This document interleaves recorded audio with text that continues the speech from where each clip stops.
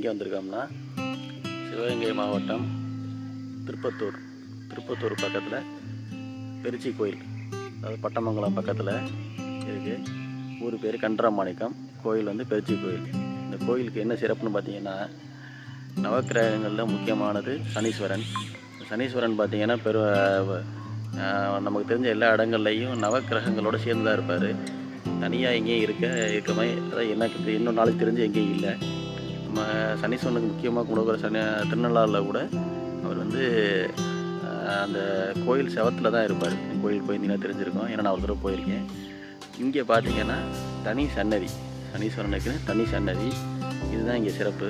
இன்னொன்று, இந்த கோயில் பார்த்திங்கன்னா இங்கே உள்ளவங்களுக்கு கேட்டதுன்னு சொன்னாங்கன்னா, இது வந்து 6ஆம் நூற்றாண்டு கோயில். அப்படிங்க 6ஆம் நூற்றாண்டுனா இன்றைக்கி 21ஆம் நூற்றாண்டு, இது 6ஆம் நூற்றாண்டு கோயில், பழமையான கோயில் அப்படிங்கிறாங்க.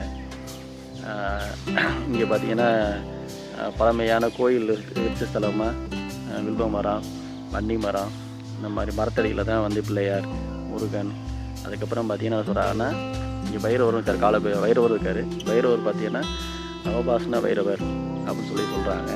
அதே மாதிரி இங்கே இருக்க சிவன் பெருமான் பார்த்திங்கன்னா சுயம்புவா உருவான லிங்கம் அப்படின்னு சொல்கிறாங்க.